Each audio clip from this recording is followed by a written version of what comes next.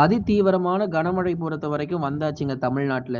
நெறைய மாவட்டங்கள்ல நேற்றைக்கு வந்து மழை பெய்ய தொடங்கியிருக்கு. இன்றைக்கு எங்கெல்லாம் மழை வர ஆரம்பிக்கும் அப்படின்னு சொல்லி நம்ப பார்க்கலாம். தயவு செய்து கடைசி வரைக்கும் வானிலை அறிக்கைய கேளுங்க. 1 நிமிஷம், 2 நிமிஷம் கேட்டு போகாதீங்க. அதுக்கப்புறம் உங்க ஊர்ல எப்போ மழை வரும்னு தெரியாது. கடைசி வரைக்கும் வானிலை அறிக்கைய கேளுங்க. மறக்காம சப்ஸ்கிரைப் பண்ணுங்க. சப்ஸ்கிரைப் பண்ணா மட்டும் தான் நெறைய மாவட்டங்கள்ல மழை பொழிவ பார்க்க முடியும். எந்த தேதியில மழை வருங்கிறத நீங்க தெரிஞ்சுக்க முடியும். மறக்காம உங்க நண்பர்களுக்கும் தெரியப்படுத்த ஷேர் பண்ணுங்க.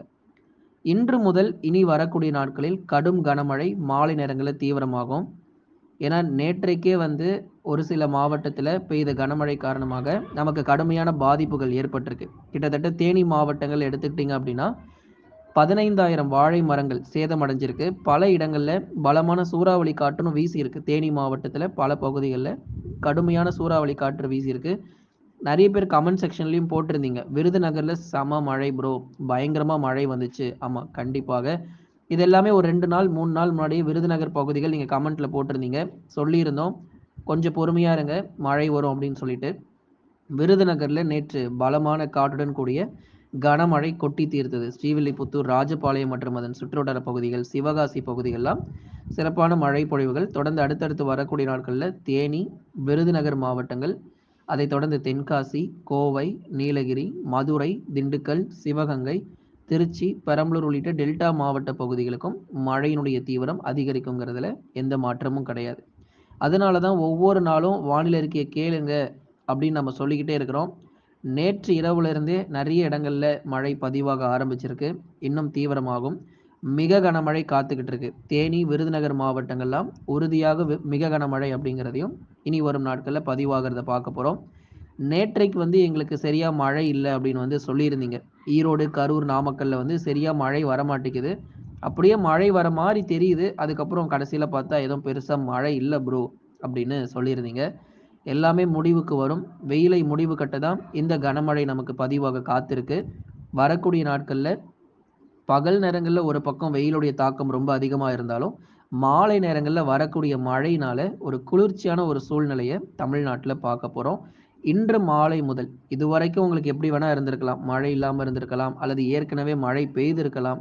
எப்படி இருந்தாலும் பெய்த பகுதிகளுக்கும் மழை உண்டு, பெய்யாத பகுதிகளுக்கும் இனி வரும் நாட்களில் மழை உண்டு அப்படிங்கிறத தெரிஞ்சுக்கோங்க. ஏன்னா இனி வரும் நாட்கள் தான் ரொம்ப ரொம்ப தீவிரமாக இருக்கணும். ஏன்னா இப்போ முன்னாடியே சொல்லியிருந்தோம், மே 7ஆம் தேதியிலிருந்து 16ஆம் தேதி தான் நமக்கு இந்த சுற்று மழை பொழிவில் அதிகப்படியான மழை கொடுக்கக்கூடியது. இதுவரைக்கும் பகுதியாக தான் மழை வந்திருக்கு.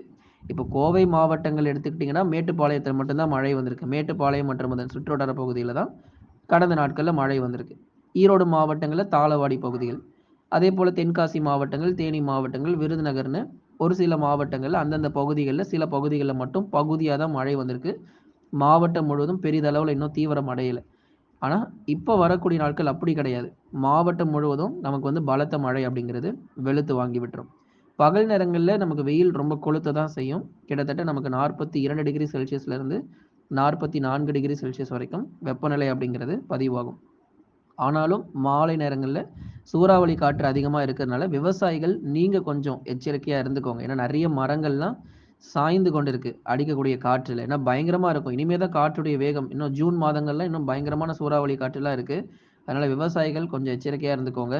நிச்சயமாக நமக்கு சேதங்கள் ஏற்படும். மழை ஒரு பக்கம் இருந்தாலும் காற்று அதிகமாக இருக்குது அப்படிங்கிறதுனால சேதங்கள் ஏற்படும்.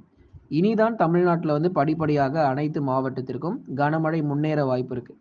இந்த கனமழை பொறுத்த வரைக்கும் இனி அடுத்தடுத்து வரக்கூடிய நாட்களிலும் பெரும்பாலான பகுதிகளில் கனமழையினுடைய தீவிரம் பொறுத்தவரை மிக கனமழையாக மாறும். இப்போ வந்து மிதமான மழை பெய்த பகுதிகளுக்கு கனமழையாகவும், கனமழை பெய்த பகுதிகளுக்கு மிக கனமழையாகவும் நமக்கு வந்து வலுப்பெறும். எல்லா இடங்களுக்கும் தமிழ்நாட்டில் இருக்கக்கூடிய அனைத்து மாவட்டத்திற்கும் மழை தீவிரம் அடையும். ஏற்கனவே இப்போ நம்ம மாவட்ட வாரியாக நம்ம பார்த்துட்ருக்குறோம். கடைசி வரைக்கும் வானிலை அறிக்கை கேளுங்க, எல்லா மாவட்டத்திலையும் பார்த்துடலாம். வேலூர், திருப்பத்தூர், ராணிப்பேட்டை, திருவண்ணாமலை, சேலம், கரூர், நாமக்கல், திருப்பூர், ஈரோடு இந்த பகுதிகள் வானிலை எப்படி இருக்கும் அப்படின்னா, பகலில் வெயில் கொளுத்தும், மாலையில் பயங்கரமாக கனமழை வரும். சென்னை, திருவள்ளூர், காஞ்சிபுரம், செங்கல்பட்டு, விழுப்புரம், கடலூர், புதுச்சேரி மற்றும் காரைக்கால், கள்ளக்குறிச்சி மாவட்டங்களில் பெரும்பாலும் பகல் நேரங்களில் வெயில் கொளுத்தும், மாலை நேரங்களில் மிதமான மழை மட்டும் 7ஆம் தேதிக்கு அப்புறம் எதிர்பாருங்க. மிக கனமழைலாம் சென்னையில் வருமானு கேட்குறீங்க. மிக கனமழை வாய்ப்பு கிடையாது. சென்னை பொறுத்தவரை மிக கனமழை வாய்ப்பு கிடையாது. காற்றுடன் கூடிய மிதமான மழை மட்டும் வேணால் வரும் நாட்களில் எதிர்பார்க்க முடியும். டெல்டாவில் கனமழை கண்டிப்பாக இருக்குது. புதுக்கோட்டை, திருச்சி, அரியலூர், பெரம்பலூர், நாகை, தஞ்சாவூர், திருவாரூர், மயிலாடுதுறை உள்ளிட்ட மாவட்டத்தில் படிப்படியாக கனமழையினுடைய தீவிரம் அதிகரிக்கும். என டெல்டா பகுதிகள் பொறுத்தவரை வரும் நாட்களில் தான் மழை பொழிவு. ஏன்னா இந்த சென்னை முதல் புதுக்கோட்டை வரைக்கும் இருக்கக்கூடிய மாவட்டத்துக்கு ஏற்கனவே நம்ம தேதி சொல்லிட்டோம். 7ஆம் தேதியிலேருந்து 16ஆம் தேதி வரைக்குள்ள தான் மழை பெய்ய வாய்ப்பு இருக்குன்னு. 6ஆம் தேதி வரைக்கும் உள் மாவட்டங்கள், தென் மாவட்டங்களில் மழை கிடைக்கும்னு சொல்லியிருந்தோம். அதே போல தான் மழை கிடைச்சிக்கிட்டு இருக்கு. 7ஆம் தேதியிலிருந்து படிப்படியாக, அதாவது நாளை முதல் இந்த மழை பொழிவுகள் அப்படிங்கிறது அதிகரிக்க ஆரம்பிக்கும். நேற்றைக்கே கடலூர் மாவட்டங்கள், கடலூர், பெரம்பலூர், அரியலூரில் இரவு நேரங்களில் காற்றுடைய வேகம் அதிகரிச்சது. ஆனால் மழை எதுவும் வரல. இரவு நேரங்களில் காற்றுடைய வேகம் சற்று தீவிரமானது. நிச்சயமாக நமக்கு மழை எல்லா இடங்களுக்கும் அதிகரிக்க தொடங்கிடும். கடந்த 24 மணி நேரத்தில் மேற்கு தொடர்ச்சி மற்றும் தென் மாவட்டத்தில் கனமழை பதிவாகியது. தேனி, விருதுநகர், மதுரை, திண்டுக்கல், திருமங்கலம் மற்றும் அதன் சுற்றுவட்டார பகுதிகள், அப்புறம் திண்டுக்கல் மாவட்டத்தில் இன்னும் இந்த தெற்கு பகுதிகள், திண்டுக்கல் மாவட்டத்தினுடைய தெற்கு பகுதிகள் பகுதியான மழை பொழிவு. மதுரை மற்றும் திண்டுக்கல்ல பகுதியான மழை பொழிவு கிடைத்தது. இன்னும் மழை தீவிரமாகும். கண்டிப்பாக அனைத்து இடங்களுக்கும் மழை முன்னேறும். மதுரை, திண்டுக்கல், விருதுநகர், சிவகங்கை என ஒரு சில இடங்களில் பரவலான, சிவகங்கை மாவட்டத்தில் மேற்கு பகுதிகளில் மழை ஆங்காங்கே மிதமான மழையானது பதிவானது. தொடர்ந்து தீவிரமடையும். மேற்கு தொடர்ச்சியில் இருக்கக்கூடிய கோயம்புத்தூரில் பகுதியான மழை மட்டும்தான் வந்திருக்கு அப்படின்னு சொல்லி நிறைய பேர் சொல்லியிருந்தீங்க. கோவை மாவட்டம் கனமழைன்னு சொன்ன உடனே எங்கே ப்ரோ எங்களுக்கு மழையே வரல அப்படின்னு சொல்லியிருந்தீங்க. ஆனால் கோவையில் சில இடங்களில் நமக்கு மழை கிடைச்சிருக்கு, சில இடங்களில் மழை கிடைக்காம இருக்குது. பெய்யாத பகுதிகளுக்கு வரும் நாட்கள் உங்களுக்கு பதிவாகிரும், கவலைப்படாதீங்க.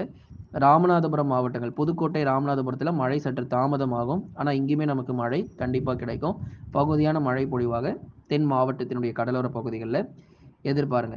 இனி வரக்கூடிய நாட்களில் எங்கெல்லாம் மழை பெய்யலையோ, சென்னை முதல் புதுக்கோட்டை வரை இருக்கக்கூடிய பகுதிகள், அதுக்கப்புறம் உள் மாவட்டத்தில் சரியாக மழை பெய்யாத பகுதி, திருவண்ணாமலை மாவட்டங்கள்லாம் எப்போதாங்க மழை வரும், வெயில் தாங்க பயங்கரமாக இருக்குது, மழையை வேற காணவே இல்லை அப்படின்னு சொல்லி திருவண்ணாமலை மாவட்டத்திலேருந்து கமெண்ட் பண்ணியிருந்தீங்க. திருவண்ணாமலையும் மழை கிடைக்கும். வரக்கூடிய நாட்களில் எங்கெங்கெல்லாம் நம்ம கனமழை சரியாக பெய்யலையோ எல்லா இடத்துலையும் இந்த மழையினுடைய தீவிரத்தை பார்க்க முடியும். பகல் நேரங்களில் வெயில் கொளுத்துங்க, அதில் எந்த மாற்றமும் இல்லை. ஏன்னா நிறைய பேர் பகலில் மழை வந்தால் நல்லா இருக்கும், வெயிலுடைய தாக்கத்திலேருந்து நாங்கள் தப்பிச்சிடலாம் அப்படின்னு சொல்லியிருந்தீங்க. சில மாவட்டங்கள் பகலில் வானம் மேகமூட்டமாக இருந்து மாலையில் மழை கிடைக்கும். சில மாவட்டங்கள் பகலில் வெயில் பயங்கரமாக கொளுத்தும், அதே அந்த வெயிலுக்கு சரிசமமான மழை பொழிவுகள், அதை விட 2 மடங்கு கூட நமக்கு மழை பொழிவும் பதிவாகும். அதனால் வெயிலுடைய தாக்கம் ஒரு பக்கம் அதிகமாக இருந்தாலும் மாலை நேரங்களில் கனமழை, ரொம்ப சூறாவளி காற்றும் அதிகமாக வீச இருப்பதால் எச்சரிக்கையாக இருங்க. ஏன்னா காற்றுடைய வேகம் மணிக்கு, தரை காற்று பொறுத்தவரை 40 முதல் 50 கிலோமீட்டர் வேகம் வரை சில பகுதிகளில் பலமான சூறாவளியுடன் கூடிய கனமழை அப்படிங்கிறது பதிவாகும். நண்பர்களே, எல்லாருமே மறக்காமல் லைக் பண்ணுங்க, சப்ஸ்கிரைப் பண்ணி தொடர்ந்து சப்போர்ட் பண்ணுங்க. ஒவ்வொரு நாளும் துல்லியமான வானிலை அறிக்கை கொடுக்கப்படுது. உங்கள் நண்பர்களுக்கெல்லாம் ஷேர் பண்ணுங்க. நீங்கள் மட்டும் பார்த்து பயன்பெறாதீங்க.